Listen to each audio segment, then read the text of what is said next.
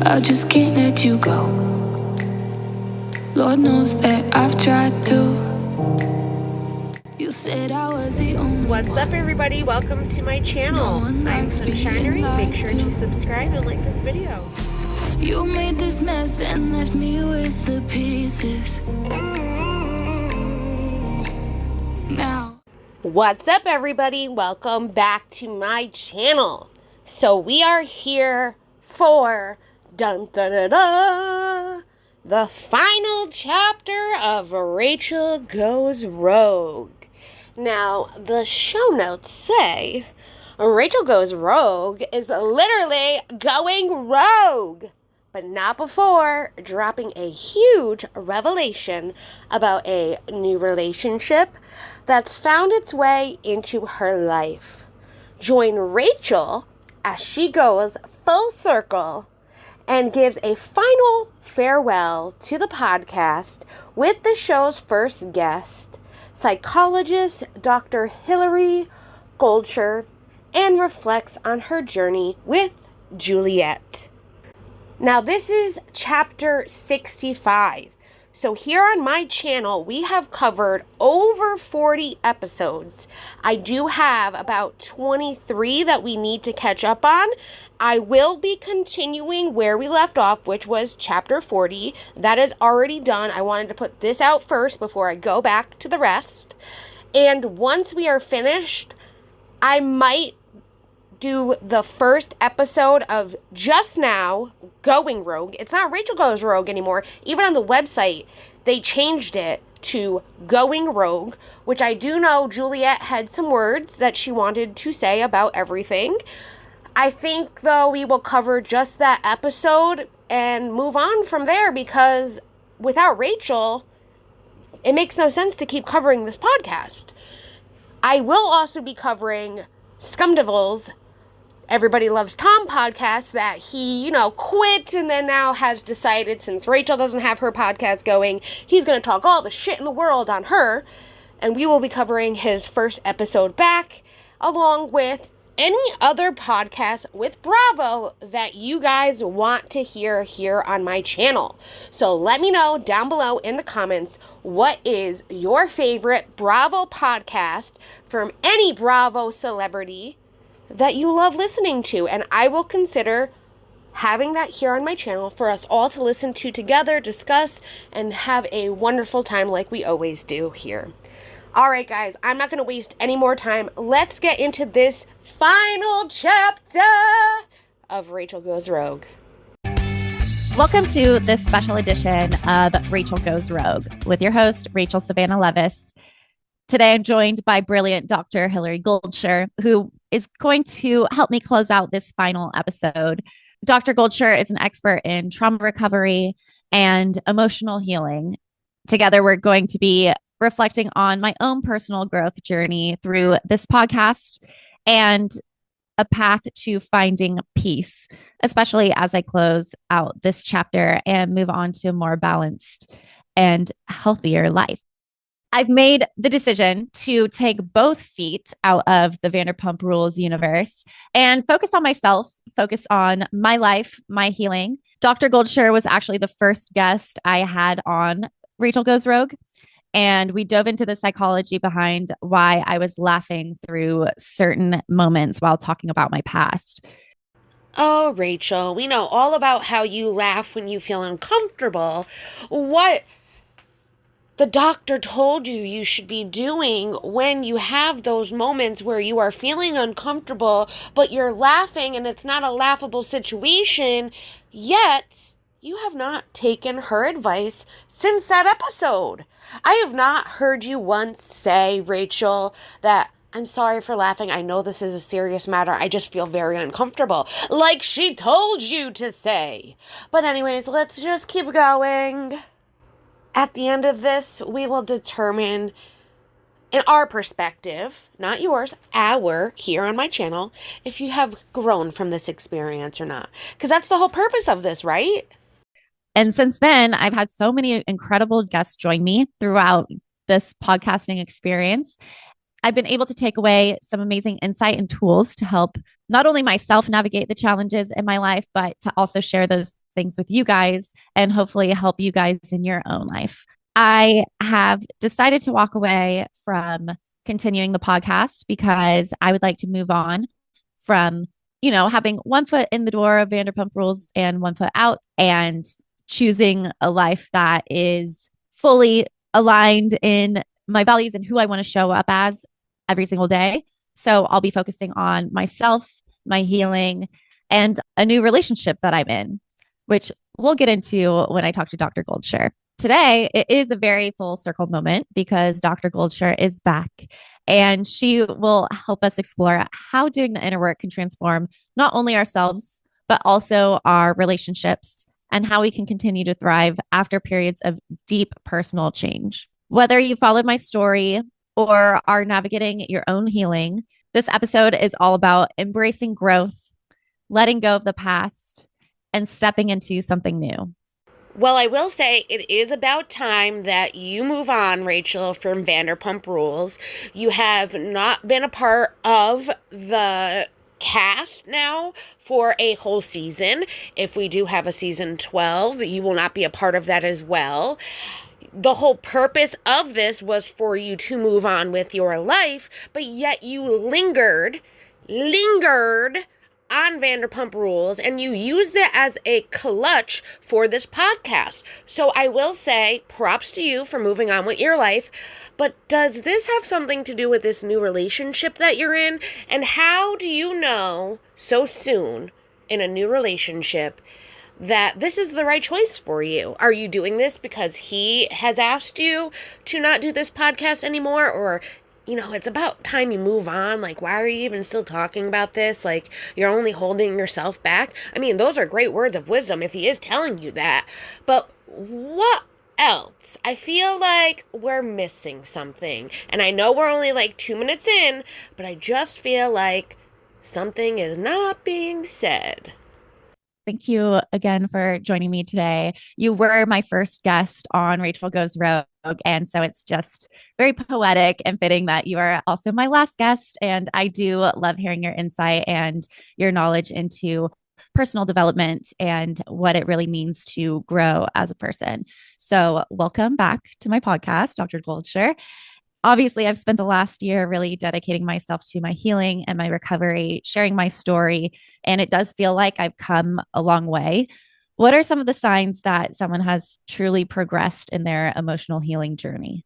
Oh, that's such a good question. There are many, but the first thing that comes to mind, I think, is such a critical and sort of nuanced measure. But the sign of healing is not an absence of tricky feelings. It's not an absence of anger, confusion, insecurity, fear, anxiety. We're human. We're going to have those feelings. A sign of progress and healing is an ability to stand outside of those feelings and narrate them, either for yourself or for the people around you.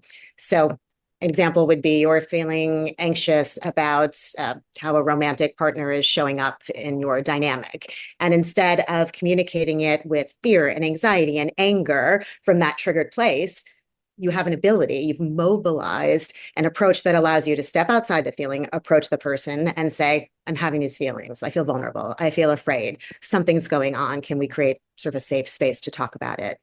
And so it's befriending your feelings, becoming more intimate with them and figuring out a way to communicate them that's honest and vulnerable, but is digestible.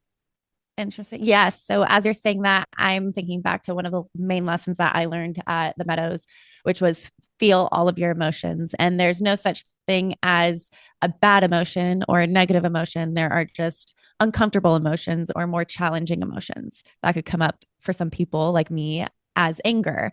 And so when you say you can come from a place that's a little bit more removed and noticing those feelings come up, and you can express and communicate with the people around you in a way that is not irrational and more like level-headed. Would that step take place after you felt your emotions completely? Because it seems like those are two separate things. Yeah, I think it's really difficult to experience tricky, triggered, complex emotions and to immediately stand outside of them, right? Maybe sometimes we can curate like sort of that extra resilience and be able to in real time say, "Whoa, I feel myself getting really angry. I feel myself getting really frustrated. I feel like heat in my body. My heart's beating fast. I want to take a deep breath and see if I can say this to you in a way that is palatable, right? Maybe. But more often than not, it takes a process because feelings become overwhelming and are sources of trigger. So the question you're sort of concretely asking, and such a good one, is yes, if we sense and ourself becoming triggered and overwhelmed and overcome by emotion, being able to identify, I'm in a triggered state. Like nothing wrong with these emotions. It's okay to be angry. It's okay to be insecure. It's okay to be vulnerable. It might not be fun, but they're certainly human emotions that we all have and don't want to suppress or shame ourselves for. But sort of curating this ability to identify, okay, these feelings are coming up. I may not show up in a way that I feel good about in this moment. As a result, I'm triggered. And I'm going to make a decision to like walk away, so that might mean communicating to your partner, to your friend, to your coworker, to a person with whom you're in relation to some version of like, ooh, I feel myself getting frustrated. Like I need to kind of collect my thoughts and come back so we can have a, connected discourse sort of thing. Yes. I think that we saw a lot of different emotions come from Rachel with this podcast. I think that she seemed to trigger herself by bringing up certain topics that maybe she wasn't so comfortable talking about, but she kept rehashing things that she chose to rehash. And she could have easily just said, fuck it, I ain't watching season 11. I don't want to be a part of it. I want to move on from my life. I'm not friends with any of these people anymore. But when they had something to say regarding her, even though in the context it was said months prior, she then rehashed it by bringing it up here on the podcast, which then in turn made other people start talking about her yet again and about what Rachel had to say. It was a volleyball match. It was like, let me hit and serve to ya, and then she fucking received and served back, and then they, saw it coming and served it back to her. That's what it kind of felt like. Now, was that good for her healing journey? I would not think so. I know it wouldn't be good for my healing journey personally. You want to remove yourself from those emotions that person created for you and move on with your life. And I still don't think that this is over for her, in my personal opinion. She has a lawsuit still going on between Tom and Ariana, and we will say that there's possibilities that other people can be put on this lawsuit still. That's how it was written. And she will be dealing with this for even maybe a whole nother year to come. Unfortunately, lawsuits take time. And to me, if she really just wanted to get over it all, I understand a sense of justice for what, Sandoval did, which was recording her without her consent. But to get over what you did and move past everything that you also did to create that situation, you need to accept what happened and move forward. So until she accepts that she was part of that whole problem, that like he wouldn't be recording her if they weren't hooking up, then maybe she'll have some peace in her life. But until this lawsuit ends, I really don't see that happening for her. She can try by not doing this podcast. That's a step in the right direction, but I still don't think she's done. What do you guys think so far? Let me know down below in the comments. Yes, and that might mean lots of different things for different people, but figuring out what helps you to kind of contain your feelings, allow you to look at them, talk about them, process them in a safe manner with a therapist, through journaling, through meditation, through a walk and self-reflection, right? It could look different for different people, but then coming back, once you are able, again, we all know when we're standing in our emotions and standing outside our emotions. We might not know it at the moment, but if we get mindful about it, we can identify like, I'm in them. I'm not able to stand outside of them and describe them and narrate them. So when you're outside of those feelings, being able to come back and say like, like, I feel ready now. Are you? And can we sort of talk about this complex thing that just occurred between us? Yes. Okay. Yeah. It's so true. And I feel like another important part about that, specifically, like sharing those emotions in a very rational way that is healthy, is being surrounded by healthy people and choosing your group based off of like, is this person a safe person for me to share my experience? Are they going to be receiving this in a way that is, loving and accepting and not trying to change me or getting angry at me for having some trigger come up? I feel like that's been something that I've had to learn the hard way. And it was kind of scary, just like closing that world, that a friendship that I knew, and starting over and forming new friendships and really putting myself out there and making new friends and developing those connections over the past year. One thing that I've discovered with that is it's like night and day when you have friends that want to hear how you're feeling and want to get to know you for you and are loving and accepting and aren't going to react in a way that is going to minimize you as a person. And through this time that I've had over the past year and a half of being away from the show, I now look at the show and it's very disturbing to me that that was my normal. Those types of friendships and the way that people, we would interact with each other, because that's not actually, obviously it's not healthy, but it was my normal to me. And it's just kind of crazy and eye-opening that you don't have to live that type of life.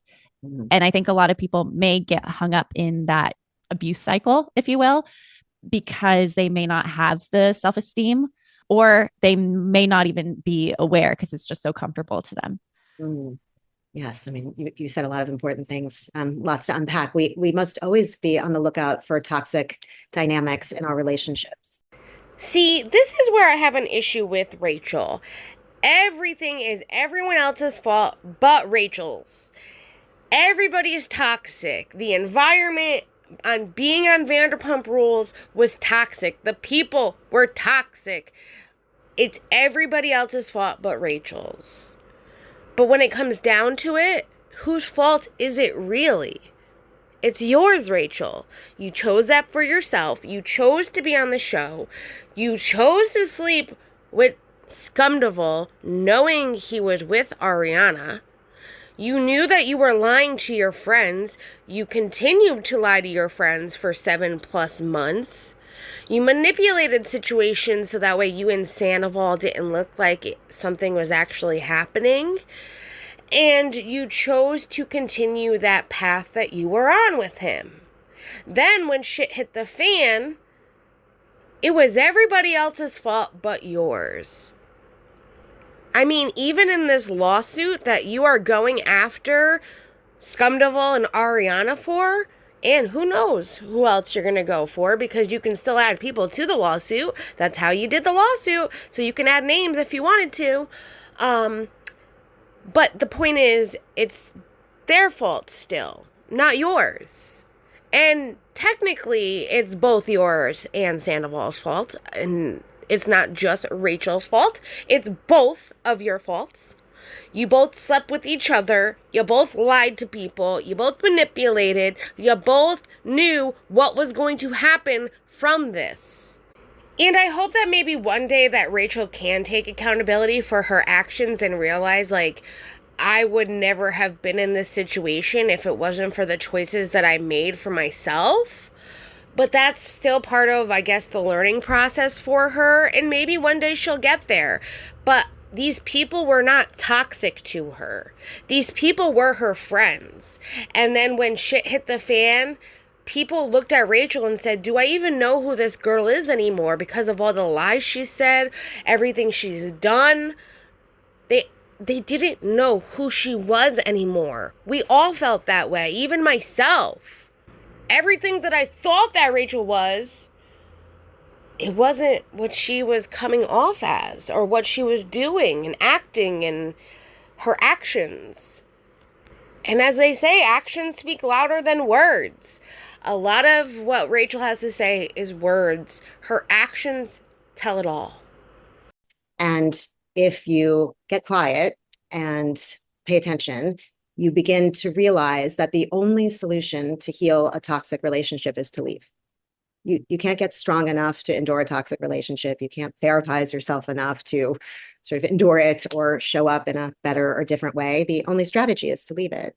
If we're being mistreated or toxically criticized, or there isn't room for complex feelings, it's not a safe place to be vulnerable and evolve and grow. And I think that's a common area of paralysis for people, is the sense or the feeling or the edict that, like, if only I could show up better, if only I could stay more contained, if only I could be less triggered, if only I could be less emotional. But if we're in the face of toxic mistreatment, there's really no such thing. We always get thwarted in our path of healing if we're around toxic dynamics, per what you said at the beginning of what you just shared.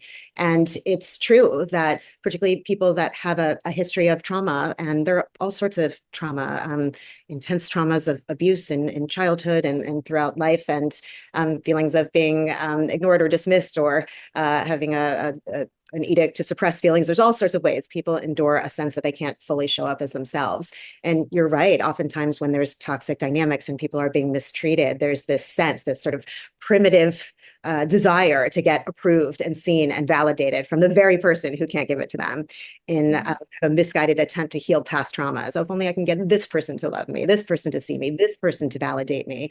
And it feels so primitive and so hard to break away from. But it's just what we call, in my world, sort of a repetition compulsion, which is exactly what it sounds like, a pull to repeat toxic dynamics in an effort to get a different outcome. If we were abused as a child, ignored as a child, went through another toxic, abusive relationship, we're wanting a different outcome in the face of those same circumstances.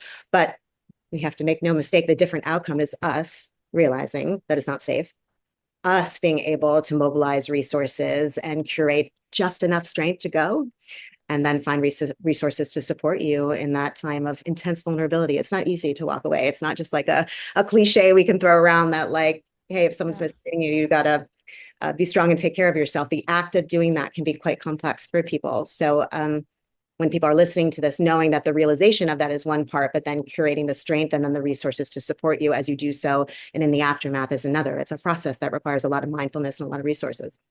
Yes, definitely.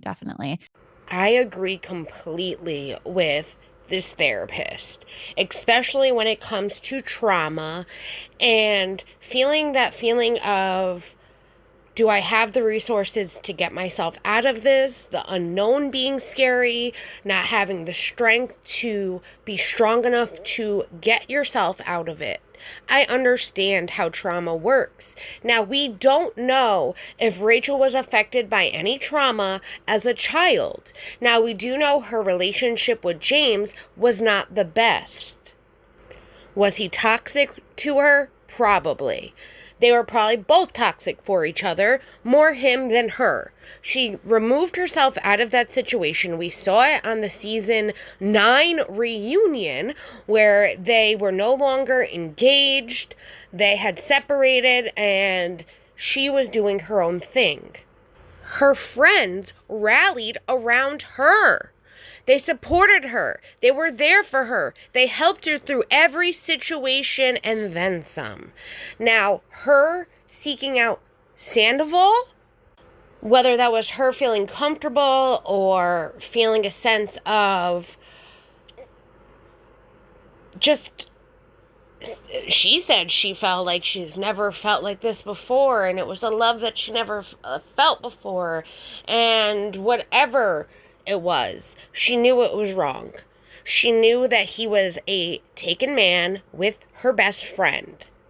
She chose to go along with him, covering up what they were doing. She chose to lie to people that cared about her, that helped her through her breakup with James and everything that she was going through, and continuously lied to them about what she was really feeling, how she was really feeling, who she was really feeling these feelings for.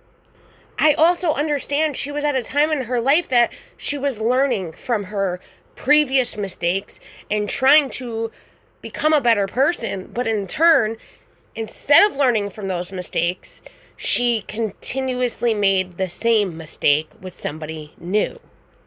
The energy shifted because she brought the toxicity to it. She was that energy. Him and her were lying to people. They were sleeping together. They were hiding what they were feeling and lying to each other, whatever the case may be.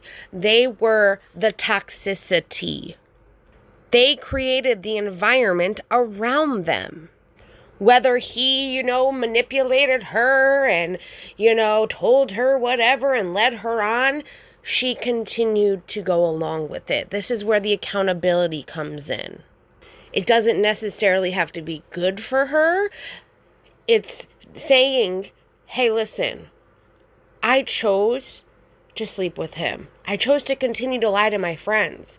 I chose to let that toxicity become toxic to me as well as to everybody else by my lies and my actions as well. I'm sorry for that. I never meant to hurt anyone. I never meant to bring trauma into anyone's life because I know what it feels like to be in a traumatic situation. Nobody deserves to go through that. She could be like, I've been working on myself. I've been seeing a therapist. I've learned where my downfalls were. I have learned that the choices I was making not only for myself but for others were poor. I have since sought treatment at a facility for my issues that have put me into this situation as well as others. And the only thing that I can do from here is learn from my mistakes, be a better person, apologize for all the things that I have done, and continuously show people that I am not that same person that I was then. But unfortunately, that is not what we have gotten from Rachel. I don't know if it's just me, but I just feel like the more we hear from her, it's just more excuses after excuses.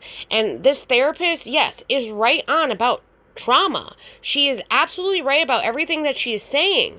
But the problem is, the trauma wasn't created by anybody else but Rachel herself. And I feel like I was very blessed that I was able to get the resources. Spending 90 days at a recovery center is not something that the average person gets the opportunity to do, especially with like work and just the responsibilities of being an adult. It's just not that realistic, but I was blessed enough to be able to like have that as an option. And I had the awareness enough that I needed to like really figure this out for myself because it got so bad. Basically, I got down to this place of like complete and utter chaos of my life and a realization that I really couldn't choose the best for myself. And I realized also that the people that I was trusting were not trustworthy people. Also, I was in denial with a lot of those things too. So it's just a lot of overwhelming emotions where I started shutting down. Meanwhile, the press and stuff was talking about me every day. It was just too overwhelming. And I was like, the only solution that really makes sense to me right now is to like take some time away.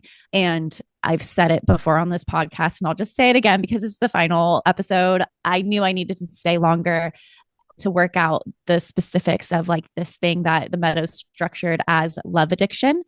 And I say love addiction in air quotes because it's basically another way of describing your attachment style. So there's secure attachment style, there's avoidant, and there is the anxious attachment style. And this is how you interact with the people in your life. But specifically, we mostly talk about like significant others and that relationship. They also used love addiction to demonstrate like the abuse cycle of what it means to be in an abusive relationship and how one person can act more of a like attached, anxious person. And then the other one would be more repelled to that and become more avoidant. And it would become this cycle. And so when I talk about love addiction on the podcast, like sometimes I feel like the word addiction has a negative connotation, but it's something that is basically saying it's a disease that is subconscious. I mean, could you describe what addiction is for me? Because we've talked about it a lot before on this podcast, but to just get very clear on what that really means. Yeah, I think in this context, because we're specifically talking about the arena of, as you put in air quotes, right, like love addiction, sex addiction, how one shows up in relationship dynamics. That addiction in this arena, I think, is best described as a dynamic that begins to interrupt how you function in your daily life in the key arenas that you're invested in and care about. So if it's interrupting your ability to show up in personal, professional, logistical, spiritual, mental, emotional arenas, if it's interrupting your ability to function in a way that feels comfortable or with ease, then we're probably looking at something that's outside of the normal range. And if that's a pattern that continues and is consistent and is chronic and continues to interrupt the flow of your life and your ability to function in a way that feels healthy and good, we may be looking at an arena where the dynamic is getting to a level of addiction, where it's getting to play out in a way that's consistently negatively impacting your life and how you feel inside your skin. Yeah. Now, when she's talking about addiction, I understand addiction very well. I'm a recovering addict. I've been clean 14 years this October. I know what it was like to be an addict and feeling that sense of not knowing what the other side had to offer. Just knowing that I was taking something to suppress how I was feeling, just what I was going through at that time in my life, being abused physically, emotionally, all of that. But when my grandfather passed, I knew that this wasn't reality for me. This wasn't what I wanted for my life. I didn't want to wake up each day thinking, oh my God, am I going to be sick today because I don't have what I need that's going to make me not feel physically sick without it?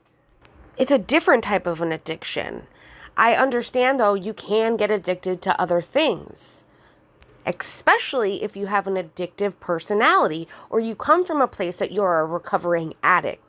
Even today, 14 years clean, I have to realize that certain things can become an addiction in my life, like coffee, for instance. I have a serious addiction to having to have my Dunkin' Donuts coffee every single day. It's a need, it's a craving, it's a thought inside my head from the moment I wake up that I need my Dunkin'. So I get it. And though it's not a bad addiction, it's still something I'm addicted to, and I'm very aware of it. But I also don't let it control my life. I also don't let it play part in my life that if I don't have a Dunkin' coffee today, that, it's going to be the end all be all. So for me, when Rachel is talking about a love addiction, I can understand her having this love addiction when it comes to feeling that need of feeling wanted. Someone loves her. Someone's not going to just up and leave her. It's an abandonment issue, especially as we know she is adopted by her parents, her biological parents. Not that they didn't want her, but they gave her up to her biological mom's sister, who is technically her mom and her dad. So I can understand if she has abandonment issues or has a feeling like nobody loves her or nobody wants to love her because of that. That is trauma for sure. And that need to want to feel loved and be loved by somebody, I can understand that being an issue, especially in toxic relationships. My problem is when she's talking about people that were her friends, she's saying it is if it was the worst relationship she had was with all these people that she was friends with. That was toxic. Her friends were there for her. Her friends cared for her. Her friends were there to lift her up when nobody else was there for her. The only reason things got toxic with her friendships is because Rachel lied to them. Rachel deceived them. Rachel did what she did because whether it was at the time or whatever, she felt love from Sandoval. She felt like this was what she needed and that she needed to lie to have it. She fucked those friendships up. Then when the shit hit the fan, yes, people were hurt. People said things. People talked about how they felt about her. They had every right to. And she is still on this like high horse that like, if they didn't talk about me in season 11, like everything would have been okay. But what she's not understanding is season 11 was filmed just months after they found out that for 7+ months, Rachel and Sandoval were lying to everybody, sleeping with each other behind everyone's back. The people that thought they knew who Rachel and Sandoval were are sitting there going to themselves, do I even know who these people are? These people that I thought were my friends, do I even know who they are? Rachel then got the help that she needed, but has Rachel done anything since then to try to just mend relationships, bring peace to those friendships that she fucked over? I understand people move on. I also understand that people maybe want nothing to do with her. She needs to accept that. But she does not need to be calling these people toxic for not being there for her after she lied to them, deceived them, and continuously sits up here on her podcast and doesn't understand that her actions are the reason that people got upset. Her actions are the reason that these people want nothing to do with her. Her continuously dragging it out is the reason that people continue to speak about her. I feel like we're just getting a lot of word salad from Rachel, and she's still just not comprehending anything. I don't know. Maybe it's me. What do you guys think? Let me know down below.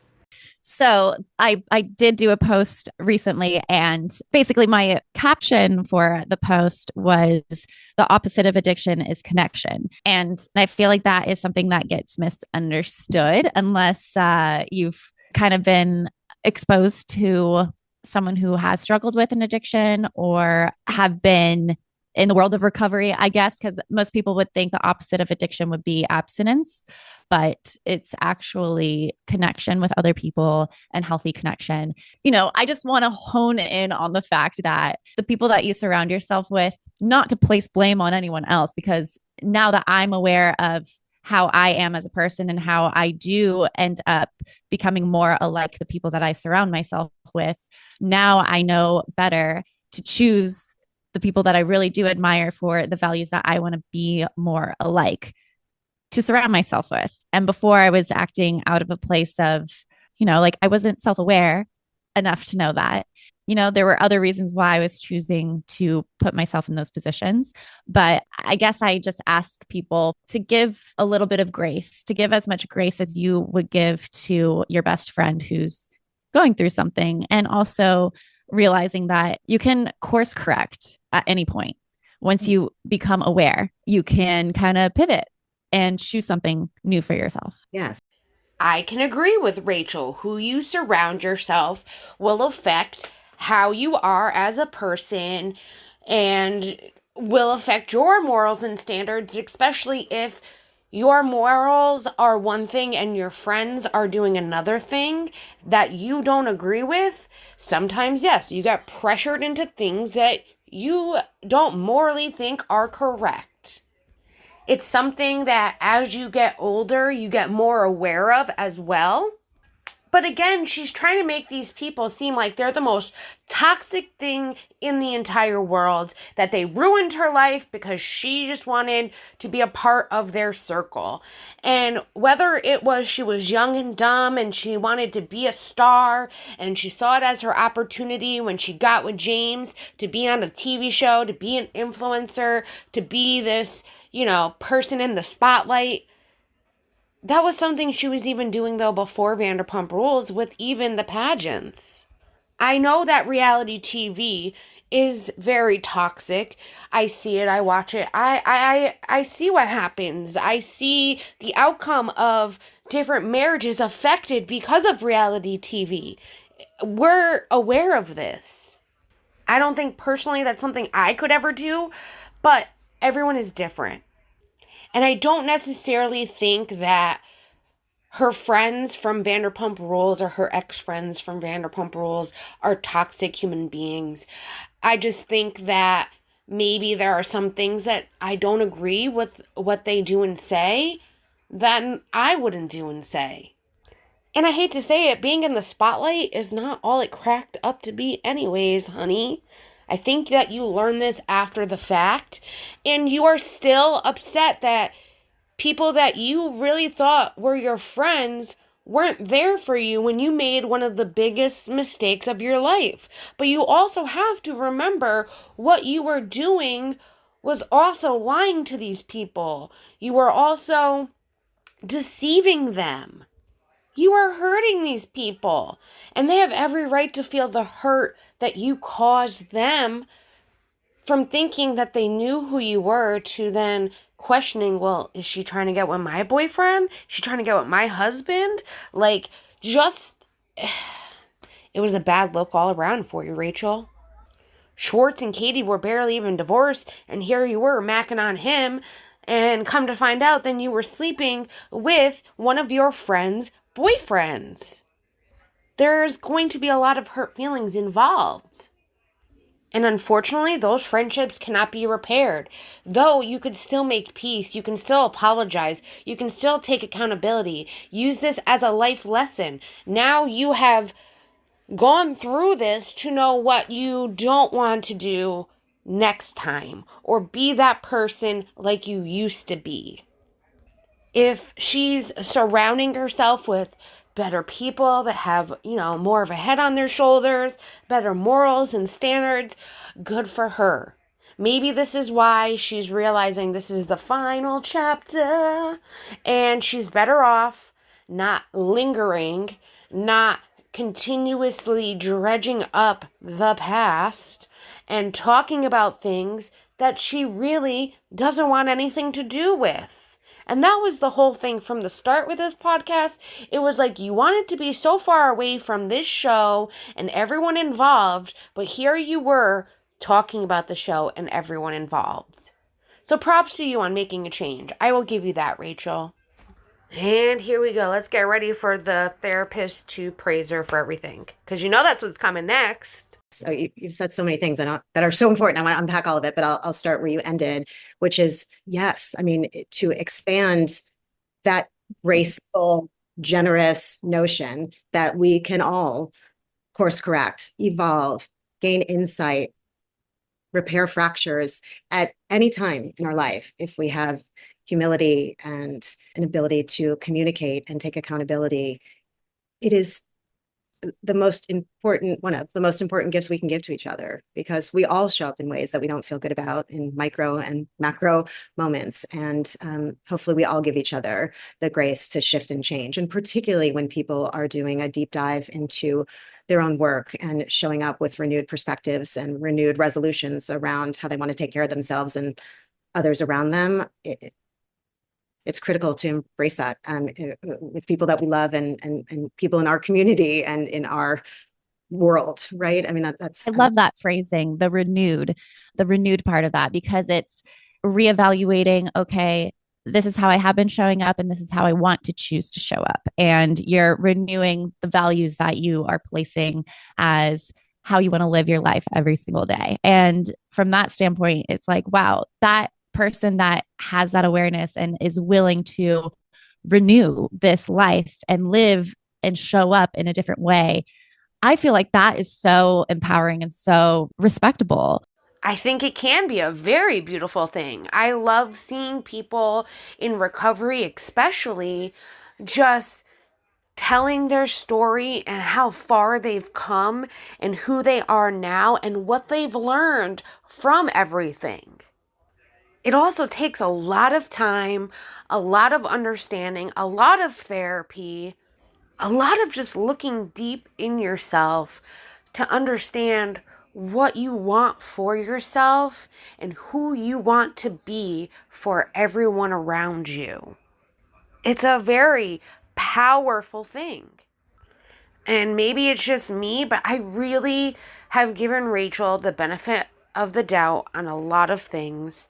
And I have tried to see her in a different light and perspective, but it's very hard when she keeps showing that she's not really taking accountability. when she keeps blaming it on everybody else. And I'm not saying that other people aren't to blame.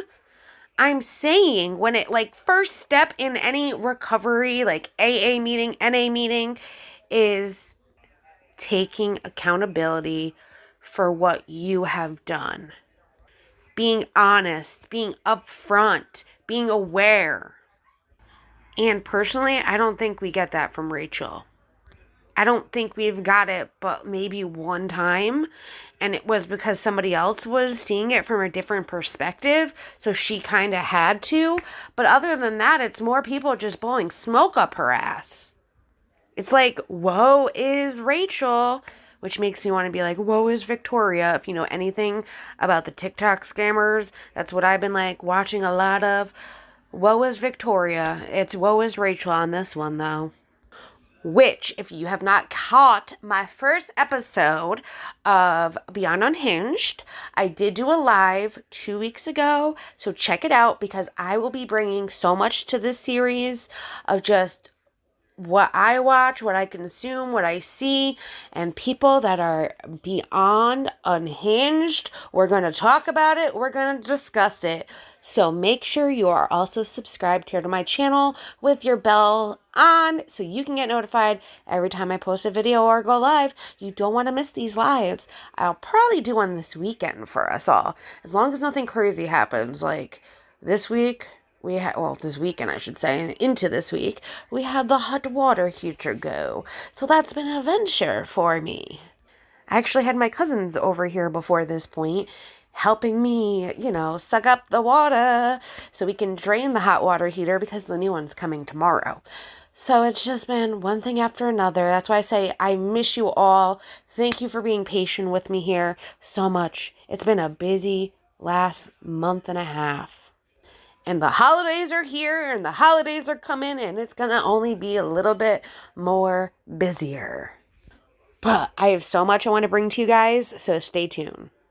And while you're at it, before we continue on, check out my friends of Sunshinery. I have a lot of wonderful creator friends that do a lot of wonderful, different, amazing things here on YouTube. I love getting to support my friends just like they like supporting me, and I couldn't thank them enough for everything I've learned from them, or they have taught me in the process as well. So check them out down below in the description. All right, let's listen. I do a lot of couples work, and I often talk about in couples therapy that the requirement of the significant other is not to never show up in a way that doesn't feel good, but to have the capacity and the bandwidth to explore what isn't working and to shift and change and be open to evolve. And I think that perspective is really helpful both for one's partner and oneself, that the requirement isn't to get it right every time. And sometimes we don't get it right on a small level, and sometimes we don't get it right on a large level, but to have the capacity to say, I don't like how I showed up, and I want to understand why I showed up that way and shift it and change it, is a grace that we have to give ourselves and each other more. So I think it's a really important thing to land on in this conversation. And I wanted to go back to what you said about connection and addiction. It feels too important to leave, which is that in the arena, just because there's folks who deal with all different kinds of addiction in various arenas and sort of levels. And, abstinence for certain kind of addictions is the edict and the road to healing for an alcoholic or a gambler or a drug addict, right? I mean, abstinence is a component of ultimate healing. But in the arena that you're talking about, for example, like in eating disorders, which can be a version of an addiction, or a love addiction or a sex addiction, which can be a version of an addiction, abstinence doesn't really make sense. We have to eat, and in theory, we would like to have love in our life. So abstinence doesn't make sense in that arena. So it's a little bit of a different analysis. So I wanted to make that distinction. But yes, I mean, when you're talking about love addiction, so to speak, in my view, just kind of from a clinical standpoint, I like the idea you're offering, that the opposite of that is really, to me, first connection to oneself. What do I need to move through the world in a way that makes me feel safe, makes me feel open, it makes me feel like I can evaluate how I'm showing up and shift and change as needed, right? How can I make myself available to myself and to those around me and to my community? And to have an ability to self-advocate. These are my needs, these are my thoughts, these are my feelings, and to seek folks whether it's friends or significant others that have an ability to do the same, to draw their own boundaries, to self-advocate, but to engage in like vulnerable, complex discourse about like, this didn't work for me. This didn't feel good to me. How are you feeling? How are you feeling? Like to get in sort of the messy bits of what it's like to be in relation to each other. So to me, the sort of opposite of addiction is some cultivation of those skills, to both take care of oneself. So you're shored up enough to show up in relationship to another, self-advocate, and be available to broker things that feel good for both sides, negotiate ways of showing up that feel safe, and stay in it when it gets hard. And you know what? The therapist said it beautifully right here. There are so many different types of addiction. And what Rachel was talking about, yes, that applies to her. But for other addictions, yes, abstinence is key. So I don't really want to say much more because I think she did say it very well. But we are getting near the end of the final chapter. So we got 2 more parts to go and they're both short. So let's see what she has to say to us. Let's all take a bet too before we move forward. Do you think by the end of this episode, she will even just remotely say sorry one time for maybe hurting people that shouldn't have been hurt by her actions? Let me know down below. I want to know what you guys think. Can we talk about bringing baggage into a new relationship for a second? Because I think as we get older, we've had more life to live and more experiences, and maybe there's a better term for it. But how do we ensure we don't bring past baggage into something new? Or is that just something that we have to accept? I like a reframe of that concept. But of course, I know what you're getting at. We all have stuff that we bring into a relationship, whether those are tendencies towards certain triggers, relationship histories that are like sordid or I don't know, embarrassing or less than ideal, broken relationships, broken marriages, kids, right? So all of those things, I suppose, could fall under the umbrella of baggage. But I like a reframe, which is that no matter how old you are, whether you're like 18 and young in terms of years, or you're, in your 70s, you bring hurts and wounds and tendencies towards triggers, as I mentioned, and also insights and ideas hopefully, about what you want and what feels safe. And so trying to reframe it in one's own mind, I think, is useful. So instead of coming to a relationship with like, oh gosh, how shameful, how embarrassing. I don't want this person to see the painful, complex, shameful things that I've been through, but instead being able to talk about it first within yourself and then within the context of a safe relationship of like, this is what I've been through. This is what I've learned. These are my triggers that I am responsible for watching out for. And this is where I'm really strong and I really show up in a way that I'm proud of. And being able to narrate those things without fear and without apology. That doesn't mean it doesn't have gravity sometimes or a somberness to it that like, hey, this is something I've struggled with, or this is a truth about my past, or this is something that I'm bringing into this relationship. But again, instead of coming with a sense of less than, being able to just talk about it as an integrated part of who we are. We all have shadow sides. We all have dark sides. We all have things that we bring to relationships. And we want to be with someone who's able to say like, I can hear that. I can tolerate it. I can feel empathy for that. I too have my own stuff that when comfortable and safe, I can share. We want to be able to and curate that mutual discourse. If that's something you're interested in, which in my view is part of a healthy relationship. And if we have someone that has an immediate negative reaction and is unable to make space for your story, that's a potential concern to explore further. Definitely. Again, this therapist is completely right. We all have our own traumas, issues, and things that come along with us for the ride. If we start a new relationship, if we're with a new person, any of that. My thing too is, what kind of baggage is Rachel talking about? Because though she might not have like the baggage that comes across like having a baby daddy that has issues where they can't co-parent and things like that, that's not something on her checklist. She was, yes, on a reality show where the whole world found out that she was sleeping with her best friend's boyfriend. That's that kind of baggage. Yeah, you could add that to the checklist. But that's something that you're dwelling on, Rachel. Just because I sit here and I bring it up over and over again as a reminder to you of what you've done wrong that you still not have taken any accountability for, in my opinion, I definitely can see that as potential baggage when going into a new relationship. So you need to be open, upfront, and honest with this person that you are potentially starting a new relationship with. Because I'm taking it that you're not dating anyone anymore. You have found someone that you like, and you have started with titles and started pursuing something even deeper with this person. Being open and upfront is something that, one, as someone who is recovering from whatever your love addiction that you call it, or just being in recovery in that sense, being open, upfront, and honest about your past mistakes does not define who you are. You having accountability and your actions to having better than what you were is what counts. And unfortunately for you, you being on a TV show where your dirty laundry is out there for the whole world to see, you kind of still need to be open and upfront with whoever you are dating, because they can easily just press play and watch all of your seasons. Which, yes, can then cast judgment onto you as a person. I think also maybe this podcast and continuing to talk about your ex, the ex-lover, all of that was baggage as well. But this is how you're getting rid of this baggage, is by having this be the final episode. So that's a start towards the right direction. But for the most part, let's think about the baggage. All right. So yes, you were on a TV show.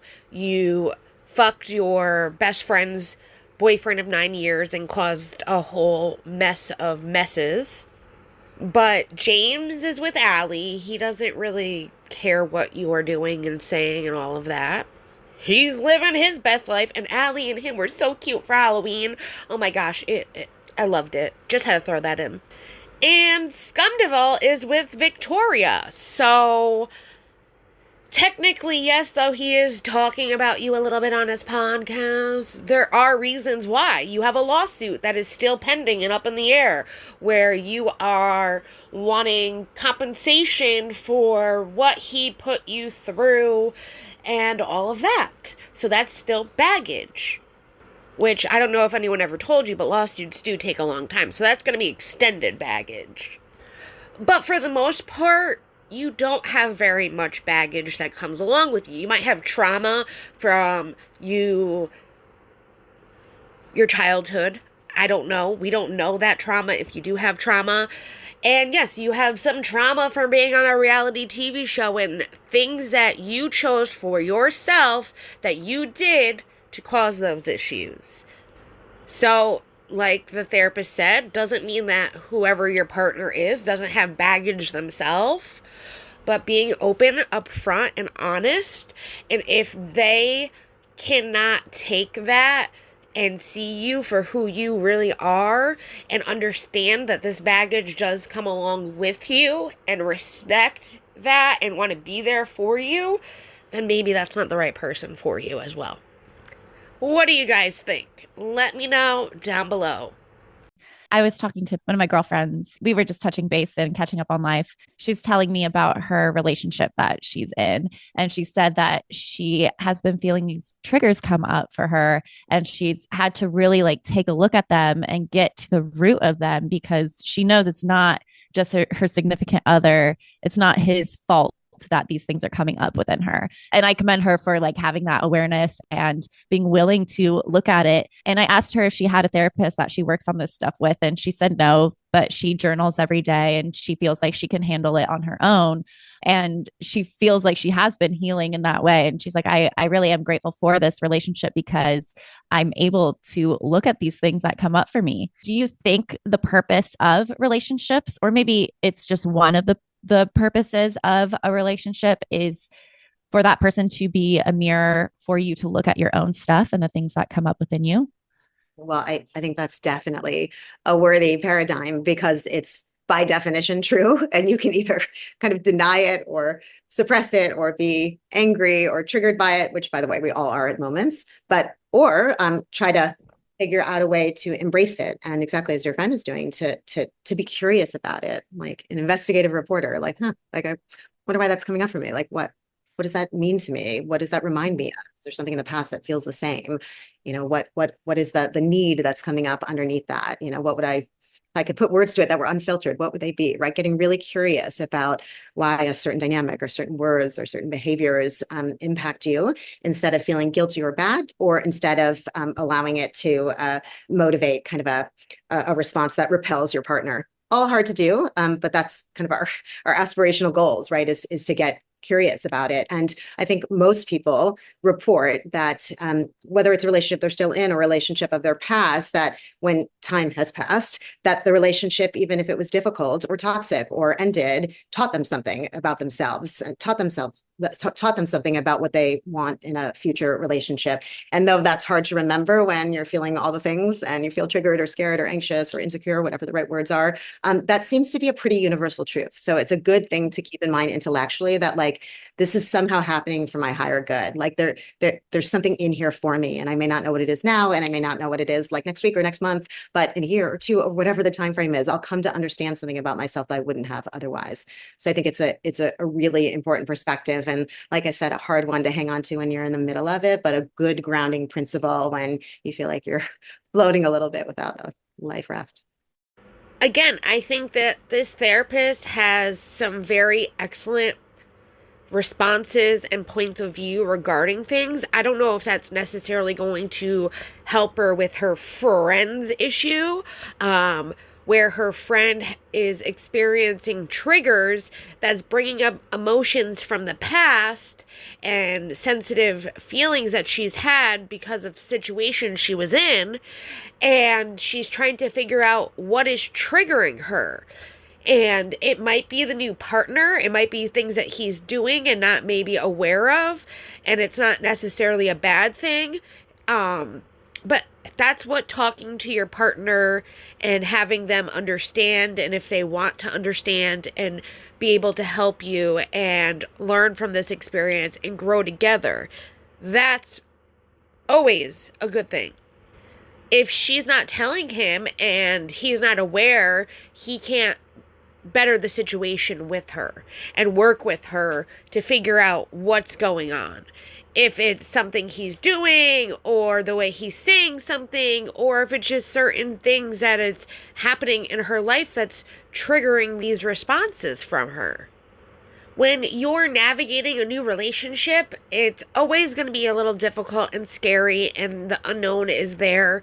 But this is where you find out if the person that you are with is somebody that you can be together with for the long haul, and if they're willing to work with you and work at figuring out what's going on with these triggers and why she's feeling this way.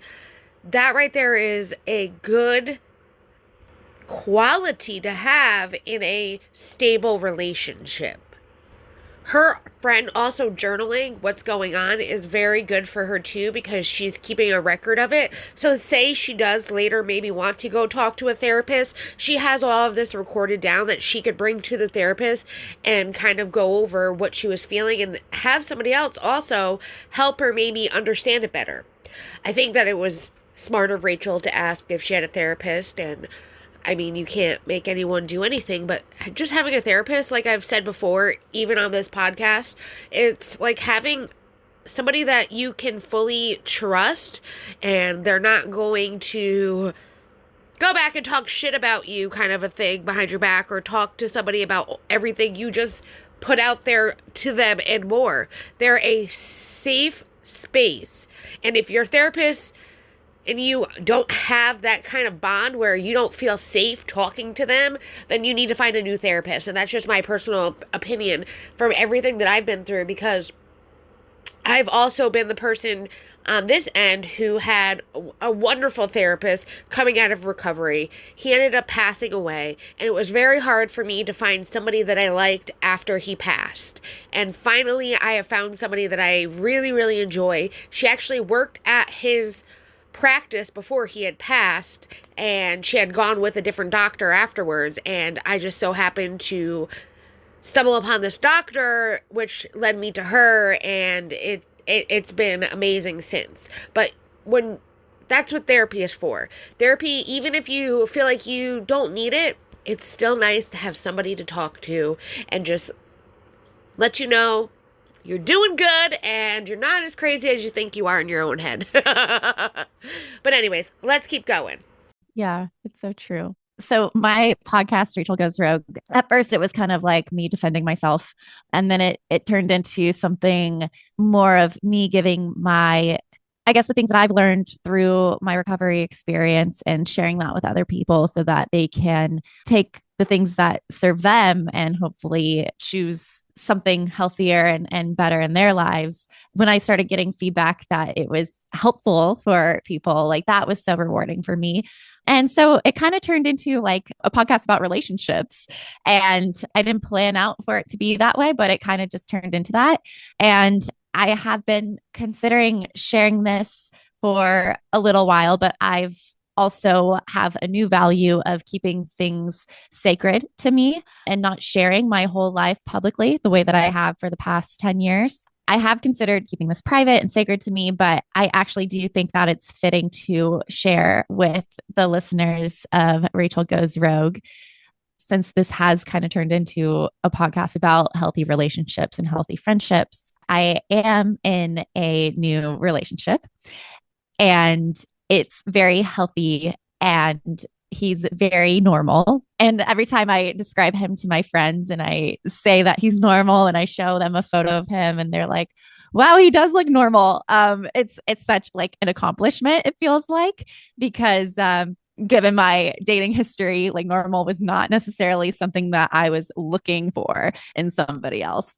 He's just such a supportive person and I just feel really happy. So I did want to share that with you guys. And I do feel like it serves the purpose in being an example that when you do course correct and choose a different lifestyle for yourself and prioritize different things in your life and really take those moments and days and weeks and months and maybe even a year and focusing on yourself development and personal growth and kind of put all that energy back into yourself, then you really will begin to heal and you'll begin to attract a different caliber of person because you are healing yourself from within and that's going to be reflected back to you and the type of people that you attract into your life. And so I guess that would be my advice. And the reason why I'm choosing to share it with you guys now, with the permission of my significant other, is because I don't know. I think that it is a success story. And there is hope for the people that are listening who are struggling with relationships and really can't quite see the light at the end of the tunnel yet. I hope to be that light for you. Is it just me, or can like you guys picture Rachel just being like to her friends, guys, I met this great guy. He is just so normal. It's amazing. Like your best quality is that you are a normal human being. I mean, I don't know. Maybe it's because I just like to think of myself as unique and wacky and fun and not that I'm not normal, but I have great qualities about myself as well as being a normal human being in society. And what really is normal? Normal's kind of bland and boring sounding. But I'm happy that she has found somebody that is nice and sweet and normal and will treat her with respect and will be able to handle her with kind of sensitive gloves because she's still getting through whatever she feels like she's getting through and be what she needs. You know what I mean?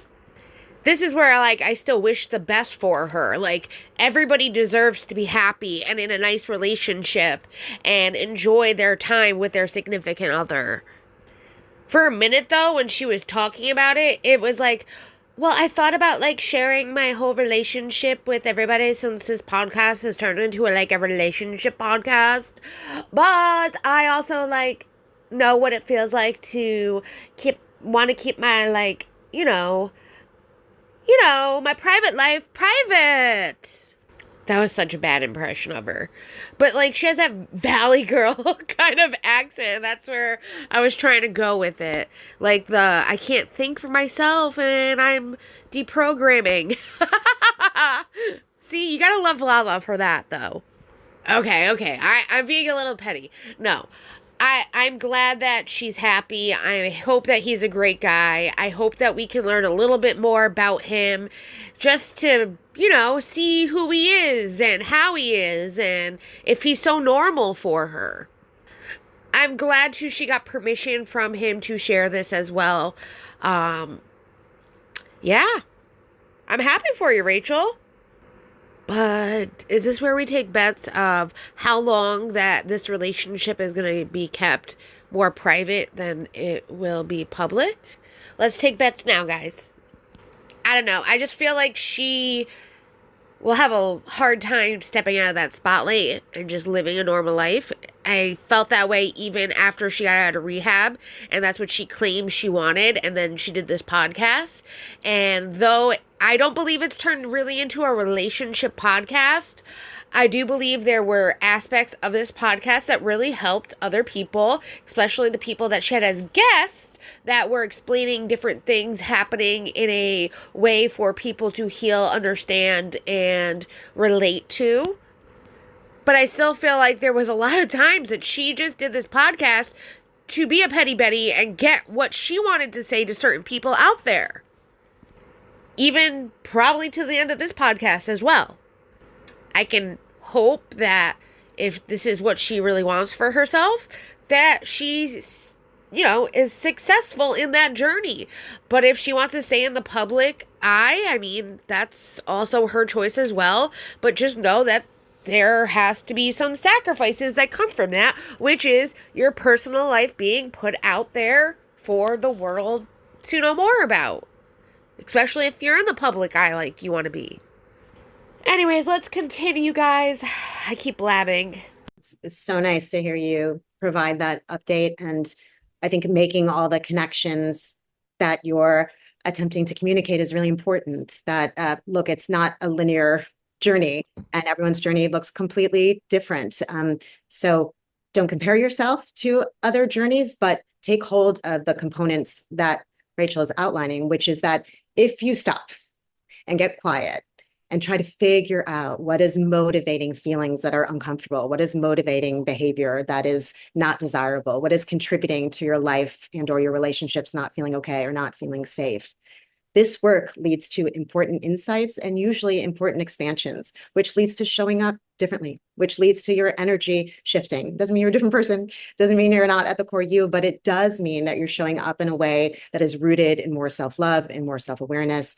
And it is accurate to hypothesize that as a result, the people who are attracted to that kind of energy will tend to match that kind of energy through their own ways of moving through the world, through their own work. And I think that's what you're talking about that feels so critical and hopefully super relatable to people. So when you're stuck and in like the bits where it feels like, oh gosh, how do I get out? And it nothing feels right and nothing feels good, that the journey to healing typically begins by like slowing down and getting quiet. And Rachel, you alluded to the fact that you had the opportunity to go to a wonderful program and surround yourself with guides and supporters and clinicians that helped you on your journey, which is amazing. But there are many other ways to do that. Like you alluded to your friend who's figuring out a way to do it through journaling and self-reflection. There's meditation, there's books, there's your friend group, there's low-fee therapy that you can Google in your community. In most communities, there's online therapy services like BetterHelp, et cetera, that provide low-fee counseling as well. So there are ways to sort of get started to begin the kind of reflection that you're talking about, which often is a tipping point to life feeling differently. Yeah, I think that's a really great place to kind of wrap this episode up. I do feel like I'm walking away from this podcast with a lot more clarity and peace. And Dr. Goldsher, I guess my last question for you would be, how can people ensure that they can achieve milestones in their healing journey as they continue to nurture their well-being and emotional growth? Yeah, that's a big one. Stay with it. And that might sound sort of obvious or cliche, but it's messy and sometimes slow and emotional and confusing and anxiety provoking and depressing and frustrating. Doing deep work to explore why your life or relationships aren't working is hard. And so you kind of got to stay with it, because particularly the beginning can feel really muddy and really hard to like push through. Curate resources. I mentioned a bunch just now, but whatever that means in your world, whether it's friendships or family members or meditation or your journal, therapy, et cetera, find ways, people, individuals, materials, resources that support you, because a journey alone is a lot more painful and difficult and isolating than one in community, whatever that community means. And vulnerability, continuing to take the risk of being honest with yourself, which can lead to pain and sort of intense feelings of confusion, but it's really the only path towards the light and opening and expansion, is to get vulnerable and sort of real with yourself. And again, I think this therapist has a lot of wonderful insight, and I couldn't agree more with her, especially like life is all about lessons that you learn. You learn from your mistakes. You grow as an individual from those mistakes. You learn to do better. You learn to be better. You learn what's best for you. It takes time. It takes a lot of understanding on who you are, what you want to be, who you want to be for your own good and for your life. And when you put yourself into situations that necessarily aren't the best for you, and you might not realize it at the time it's happening, you learn. Yes, there's a lot of pain that comes with learning. But once that pain is healed, I promise everybody that's going through something that in the end, you will feel better about where you are and how you got there and the lessons you learned along the way. Even at my age, I'm still learning and growing each and every day, even in friendships. I've had friendships where I thought I knew people, and then 2 years down the line, when they start growing as individuals and I start growing, necessarily we're not growing together, we're growing in different paths. And sometimes you have to set boundaries for yourself, because you need to continue on that path that is right for you, not what's right for somebody else, and not making somebody else happy when you're miserable, feeling like this is not what I want for myself. And yes, though this is like the end of the therapist conversation, we are not at the end of this podcast just yet. So let's listen to the last little bit of advice from the therapist and move to Rachel's final parting words of Rachel Goes Rogue. We all have stuff. And so when we start to excavate and look at parts of ourselves that we don't feel good about or proud of, that's just being human. That's not being bad or broken. We all have it. So just knowing you're part of a larger mission, that every human who's open and willing will have a version of the same journey. You're not alone. Yeah, it's so true. And I think also just circling back to the reframing of the baggage too, we all experience life in a unique way. No two people have had the same life experience. And as we go through these experiences, they do form us and shape us into the people that you see. If you do reframe baggage as just like life experience, then I really don't think that it's a negative thing at all. I think, yeah, there may be some triggers that come up based off of experiences that may not have been the most positive or rewarding. But if you can work through those and find people in your life that are willing to work through those experiences and those triggers with you, then that's all you could ever ask for. And, there really isn't anything shameful about it. I think that's exactly right. And it's the complex but like beautiful realization that I think is a ubiquitous part of healing, that like these tricky parts of us are not shameful. They're superhuman and shared with every person sitting around you and that you see. And so if you can come to that like deep understanding inside of yourself, you can then offer it to those around you, and it changes how you move through hard times, and that changes how you experience life. And so it's a really critical component to continue to like consider and integrate. Mm-hmm. Thank you so much, Dr. Goldsher, for coming on the final episode of Rachel Goes Rogue. Well, thank you for having me at different seasons of your journey. I really appreciate it.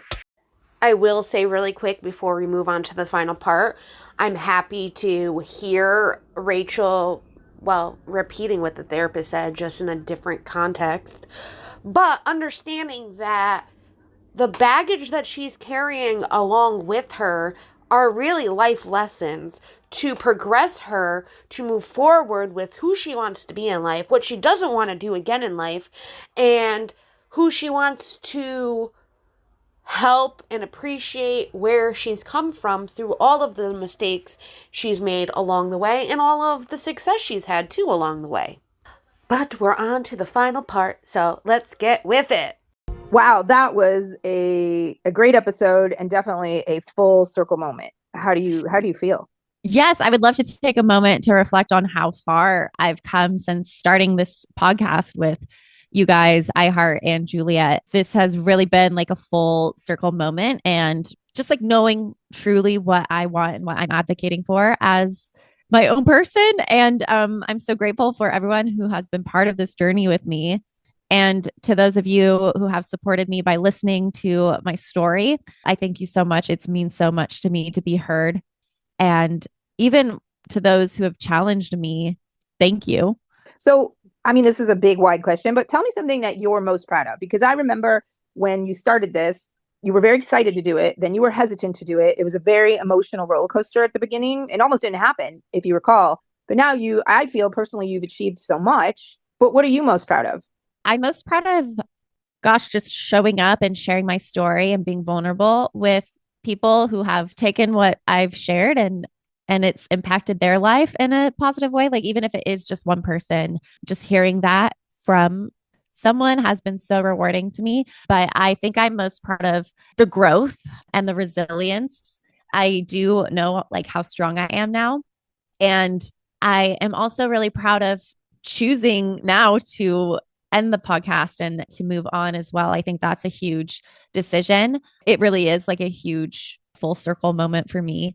And I don't know if it makes sense, but I think for the friends and family closest to me, they know me best. And as I end this podcast, it really does symbolize something monumental in my life. And that is probably like the most rewarding part of it all. Yeah, for sure. And what about, this is a tough one because I'm sure there's a lot, but what is something that you think you learned most about yourself through this experience? That I'm a very resilient person. I've learned that I do have the ability to host my own podcast. I never thought that would be a possibility before.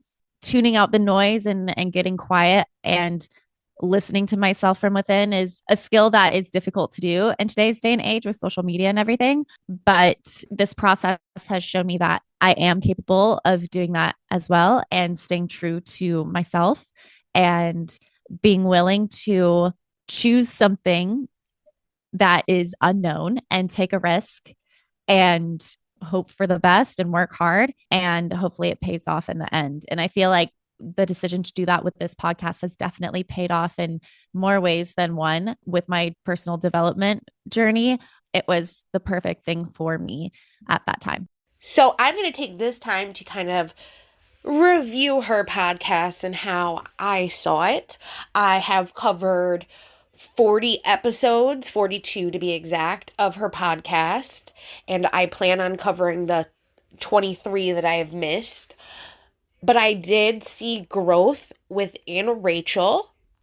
I do feel like she found her voice a lot more than maybe she had felt previously or what we had seen from her on VPR. She was very shy and quiet. She would let these girls kind of annihilate her and just kind of like not want to fight back. And when she did fight back, she wasn't really the fighting type. So to see her after everything that happened finally use her voice and speak up was definitely interesting to hear, witness, and see. Though some of the things that maybe she stood up for, I didn't necessarily agree with her on, does not mean that she didn't speak up for herself. And that right there shows growth. Now, when she started this podcast, I questioned even why she was doing this. I see it as her way now of healing, being able to talk about what she was feeling and going through and being vulnerable, like she said, with all of us. I can still be a petty Betty with Rachel, but there are just some things that like just bother me about her that I don't think I'll ever get over, but maybe with more growth and progress and time, we can make amends with those issues that I have with her as well.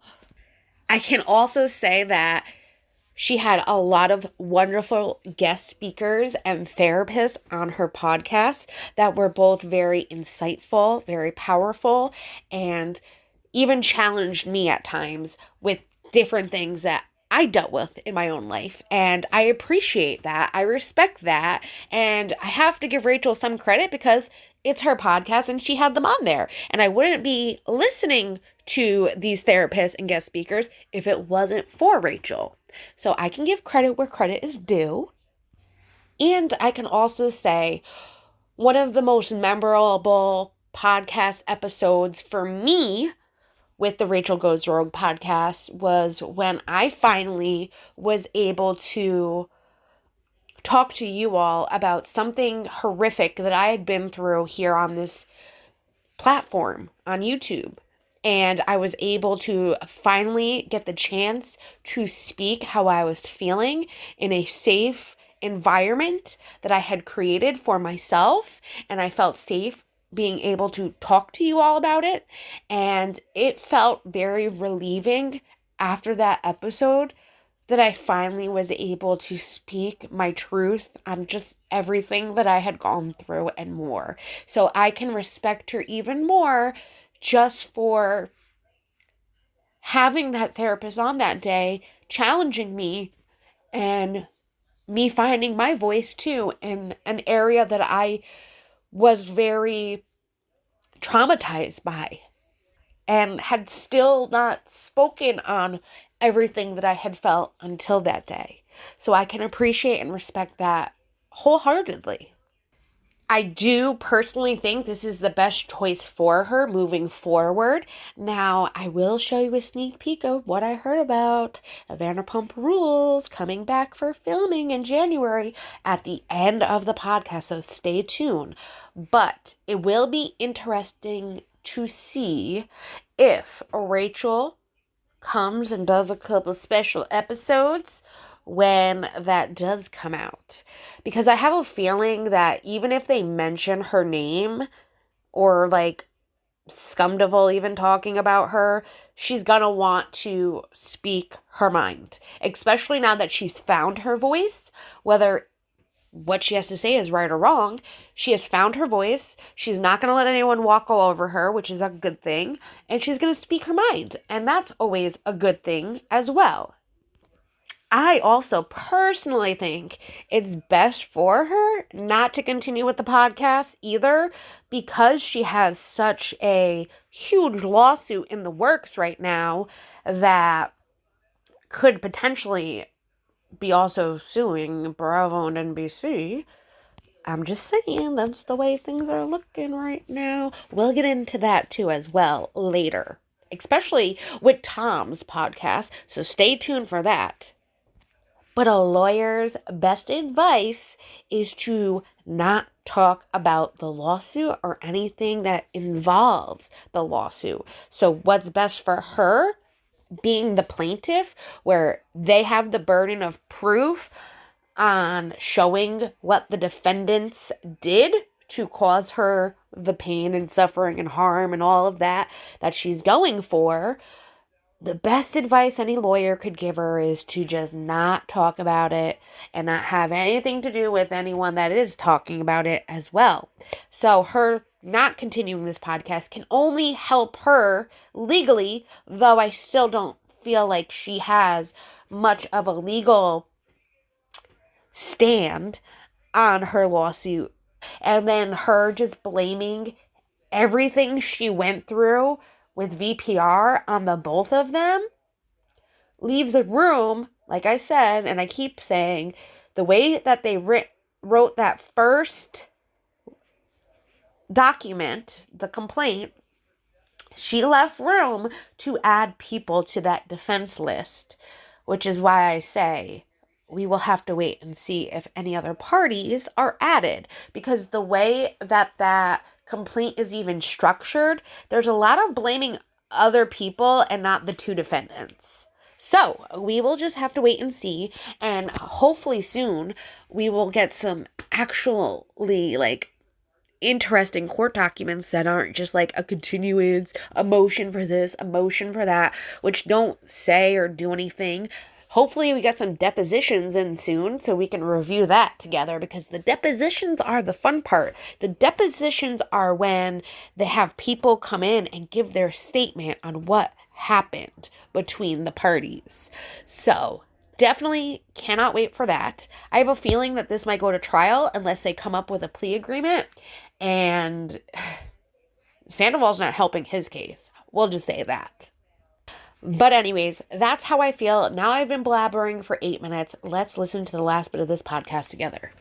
I think those are really great. I remember you saying from the very beginning that just public speaking was something you struggled with your whole life. And you even started the reality show, or, being on it for one of those reasons. And now you hosted a podcast for a year on yourself, by yourself, with yourself. So I agree. That's something to be very proud of.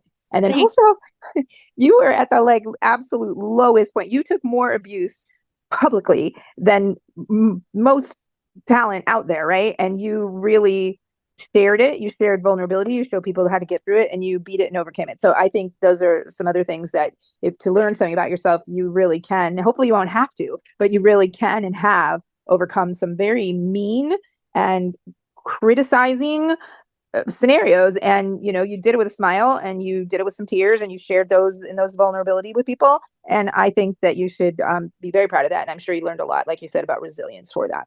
Thanks. So what is something you would say now to your harshest critic? Okay, so I think my harshest critics probably come from a place of concern and love at the end of the day, or that's how I choose to look at it. I think the people that give me a hard time for doing this podcast, they may be concerned that I haven't really grown the way that they would hope that I would have by now.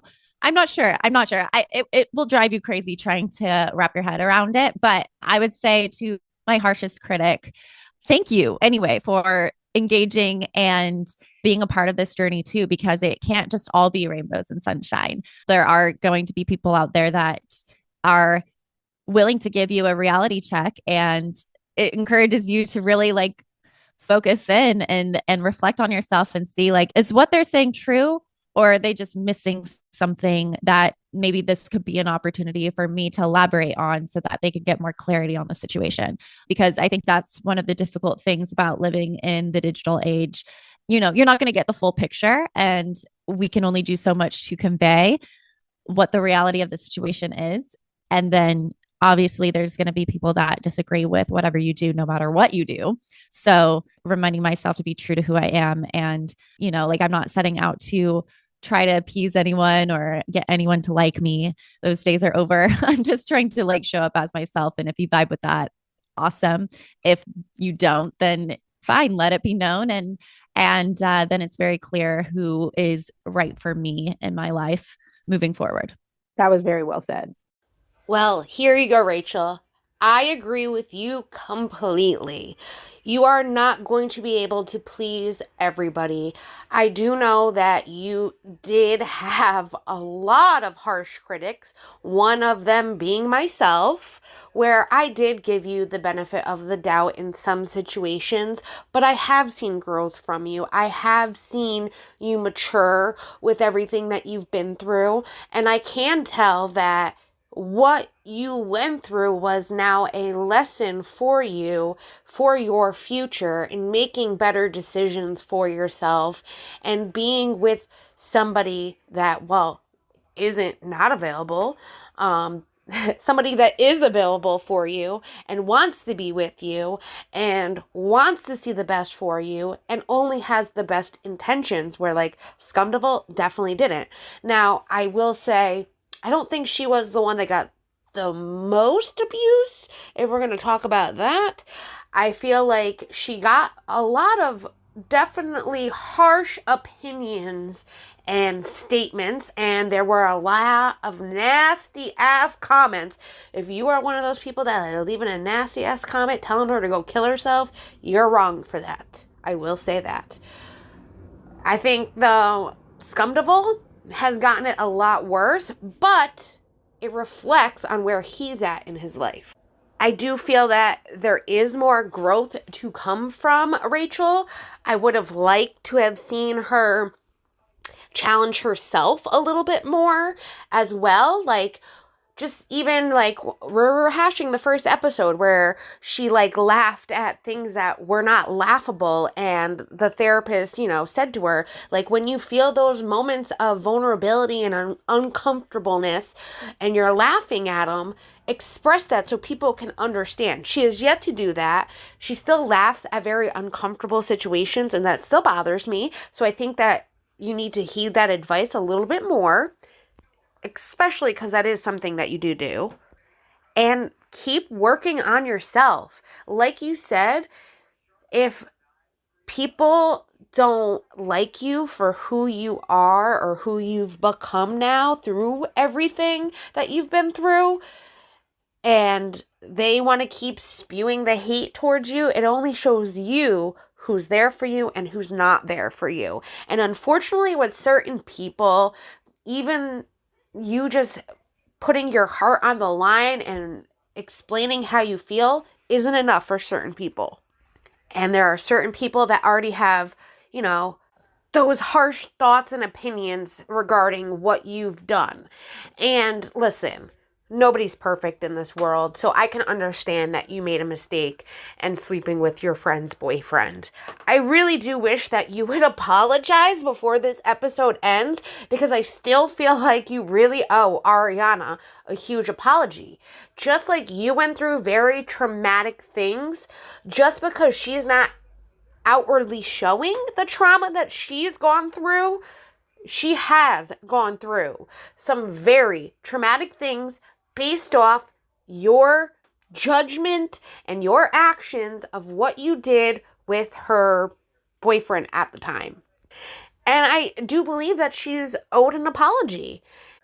I'm still going to feel like you pushed it a little too far with going after her legally, especially because you know damn well she did not send that around for the entire world to see, because if that was the case, the entire world would have already seen it, and they haven't. And I know how Ariana is, just like we all do. She would not jeopardize herself, her well-being, to get herself into any trouble like that. Yes, she did a dumb thing by sending it to herself and then sending it to you, but I think that was just her way of dealing with the traumatic experience that she was going through at that point, finding out that someone she really cared for and thought was her friend was fucking her man of 9 years. And just like I said, you went through your own trauma. She's gone through her own trauma. She might not outwardly show it like you, but there is still an apology that needs to be given to her. And I hope that one day you can get there. It doesn't mean she's going to accept it or take it as sincere, but for the people that are watching you grow and encouraging you to continue to keep doing your best and be the best you that you can be, that is something that a lot of us just want to see from you, because I feel like you lack a little bit of empathy in that department. Especially when you sit here on your podcast and talk about all the trauma that you've gone through and how it's affected you, you forget about what you did also has affected other people in very traumatic ways and experiences. And that's where you have to have a little bit of empathy for people, and knowing that just because you might not be happy with how it all went down, if you never did what you did, this would have never been an issue.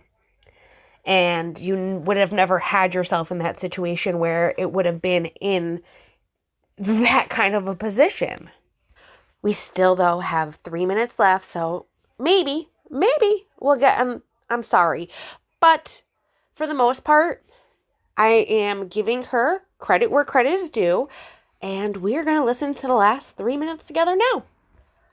I also want to know what you guys are thinking down below in the comments. I love getting to interact and talk to you guys, so let me know how you guys are feeling about this whole Rachel Goes Rogue podcast series, and if you were here from the very beginning with me, where you came in on the journey, and how you feel at the end of this journey with me and her and everybody involved.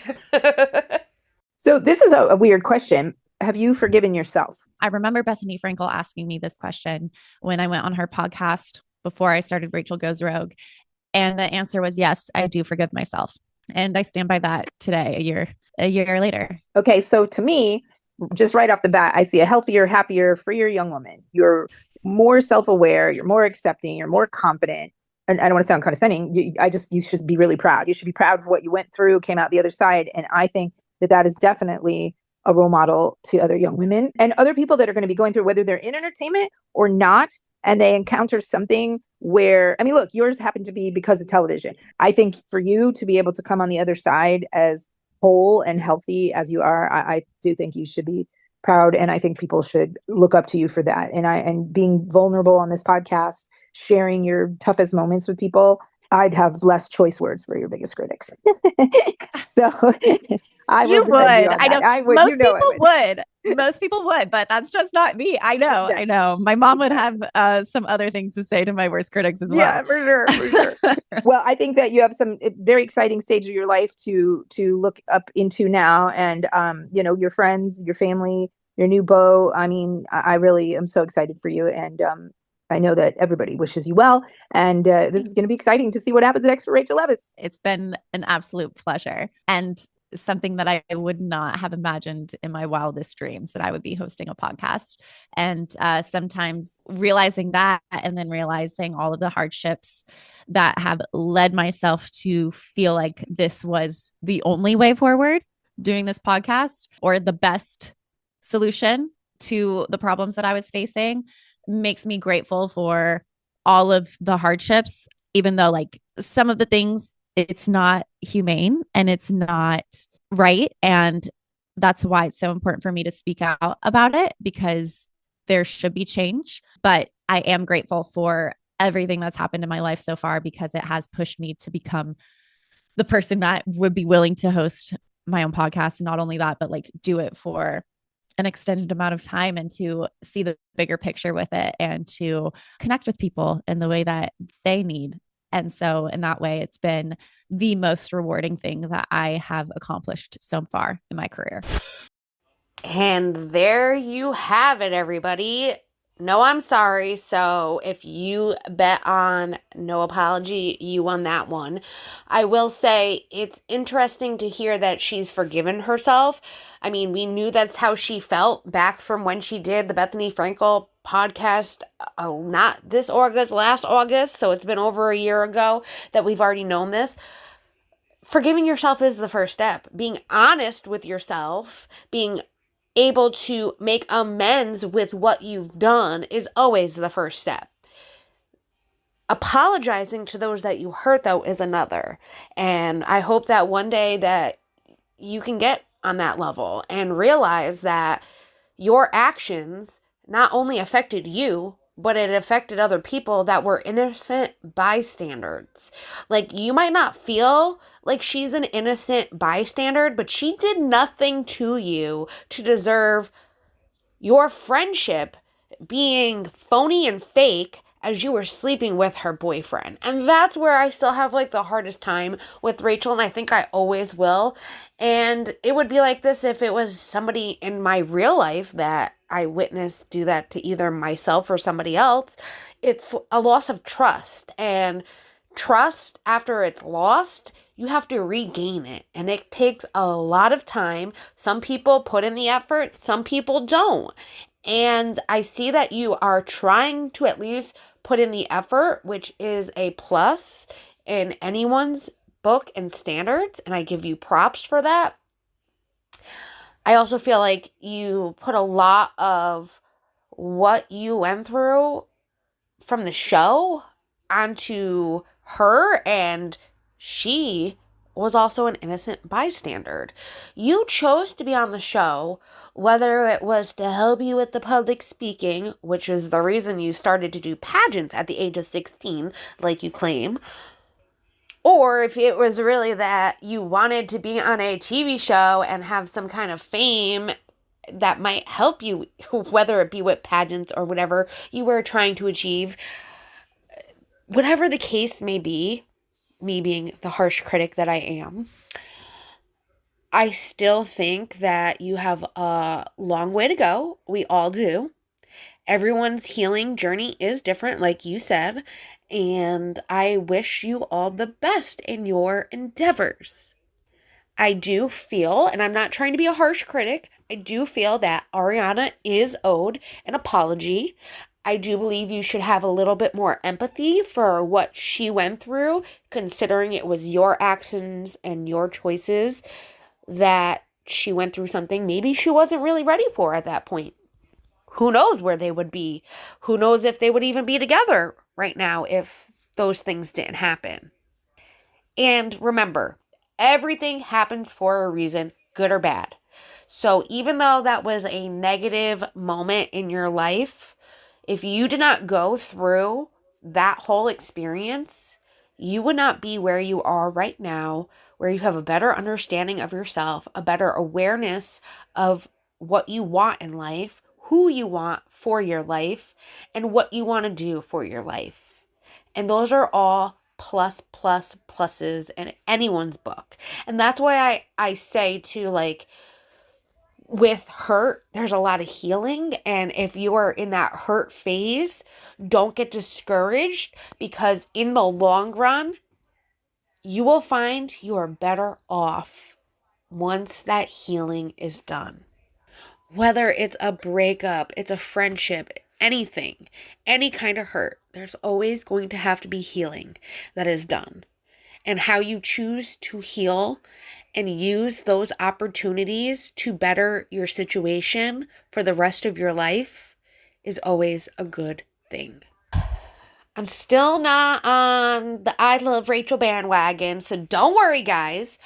I feel like this is her next step in life. I wish her all the best. She needs to remember she was also a petty Betty to certain people that she chose to be a petty Betty and a bitch too. And that also showed as well in this podcast. Though you apologized for those petty Betty actions, you also realized the people that you were hanging out with were influencing that. Joe, sorry. I had something in my throat. If you know, you know. But I wish her all the best. I will still be checking in and seeing what she's doing. If she's doing anything fun and interesting, I will let you all know. If she does go on to like somebody else's podcast or does a talk show or any of that, we'll be here to discuss it, of course, along with any other Vanderpump news, which before we go, I did promise you that I had some information about season 12. So let's take a look. What have you heard about this upcoming season? Because I had a bit of intel a while ago and I haven't heard anything since. And my intel was that they were auditioning for like new cast members. Here is what I know. So they are doing another season, and it will most likely be the last season of Vanderpump Rules. And it'll only film for 3 weeks as opposed to the normal 12 to 10 weeks, and it'll be filming mid-January. And the reason for that is because the show just got way too expensive for Bravo to produce. Every single cast member at full salary gets a bump every season. So now we're up to season 12. So you can imagine how much the main players are making. And the show became, actually by season 10, that was going to be the last season. Bravo couldn't afford it anymore. So they were going to a show called Schwartz and Sandy's that was set at Schwartz and Sandy's bar. And they start off fresh with new contracts, new salaries. And it was going to be similar to Vanderpump, but just cheaper. And of course, when Sandoval erupted, they couldn't do that. But they've been meaning to end it for a while now, just because of it's just become too expensive. So now a shortened season will bump the salaries down because it's not filming for a full season, so they can afford it. And they were actually supposed to go into production mid-October, but it got moved back again. And the only reason, it's nothing to do with the cast holding out. Everybody has signed on. They actually approved the budget. It was just about to go forward, and it was literally just Bravo pulling the plug because of money. So they're supposed. What if you? So there you have it, guys. It looks like season 12 will be starting, possibly filming in January. It was supposed to begin in October, though she says it wasn't about the money, it was about the money. That is the only part I don't get. I'm waiting for part 2 to come out. Literally just saw this as I was wrapping up this podcast, so I knew I had to include this for you guys. I am going to be putting out Sandoval's Everybody Loves Tom podcast episode that he did on his return episode back, so stay tuned for that. If your new favorite Brav page, I always say it wrong, it's linked down below. Thank you. Your new fave Bravo page puts out a part 2, I will definitely put that out for you guys. I might even just make a short with the both of them. So stay tuned for that as well. I am it's kind of interesting to hear that, like, they were going to do a spinoff with Schwartz and Sandy's, ha ha ha. I mean, I could possibly see that happening. More like, why wouldn't you do that with Tom Tom? Because that still then includes Lisa Vanderpump, because Lisa Vanderpump technically is not involved with Schwartz and Sandy's.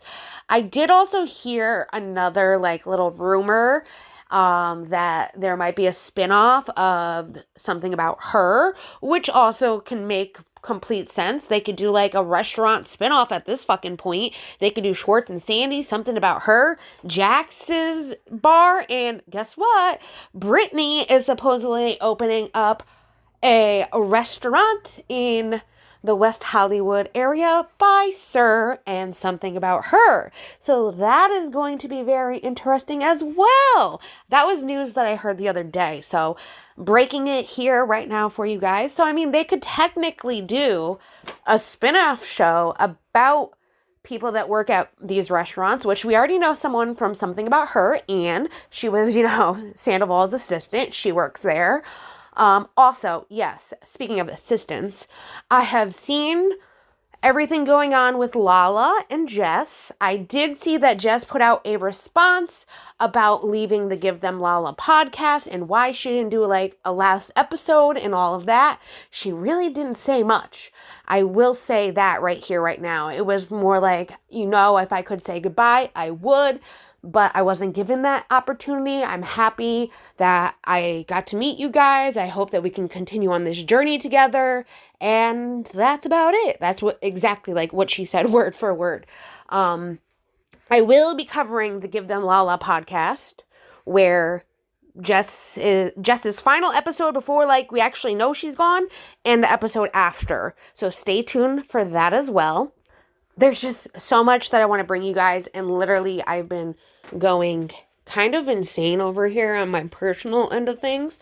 I also want to cover, now this is if you've been on YouTube for a long time and back in the Covina era days, where Jeffree Star and Tati Westbrook and James Charles had Dramageddon, and it was this huge thing that happened within the YouTube makeup beauty community.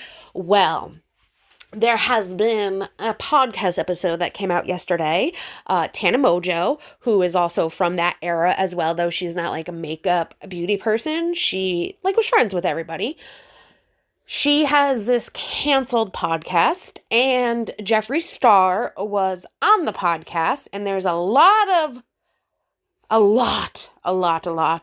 people talking about it because Jeffree denies talking to Tati about James Charles, and there's a lot being said that I want to cover that podcast as well. I just downloaded it, and I will be listening to it and going over it, and I will be making a video. Maybe we can go live with that one, because that's just like reliving history, but Jeffree's trying to rewrite it.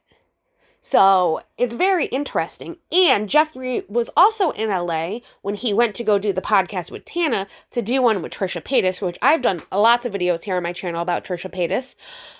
And Trisha is supposedly not putting out the episode because of all the backlash that he's received from Tana's podcast. So I've been like on that drama train too. Rich Lux, love the man. He is someone I look up to. He's somebody I love getting to talk to, and I get the chance to talk to him. He's introduced me to wonderful creators like Van Luke, who is an inspiration as well. She's over on TikTok. Check her out. I'll link her down below along with Rich. If you don't know who Rich Lux is, I mean, where have you been? But there's so much going on, and I want to talk about it because I was here for all of that. It was something that got me into really doing YouTube and wanting to be a part of the YouTube communities, and that's where it all began. It was Dramageddon. I was part of that. I was there for the whole Tati Westbrook lawsuit with a creator named Without a Crystal Ball, aka KJ, aka Katie Joy Paulson, and that was very interesting and crazy and just mind-blowing. Everything that I learned from YouTube just doing that. And that's how I got introduced to Emily D. Baker, who I love and adore. And she covers a lot of Bravo lawsuits. And she is a non-practicing lawyer that covers all these amazing cases on her channel. And just to see her go as far as she has since the first moment I started watching her, which was, like I said, Tati Westbrook KJ days, where she was just starting to have a following and find her niche and what she wanted to do on YouTube as well. So lots to come. Stay tuned. I'm going to be working my butt off. I got lots of time for you guys, so stay tuned for more. Make sure you are subscribed here to my channel. You have your notification bell set to all. Please leave me a like and a comment down below of what you thought about this final chapter of Rachel Goes Rogue. And also let me know what you're most looking forward to here on my channel. I do want to cover, possibly too, before we go, the Giggly Squad. Let me know what you think about that as well. All right, guys, I hope you have a wonderful day, and I will be back here again soon. I hope you all shine bright in the meantime. Bye, everyone. I wanna burn all the bridges between us.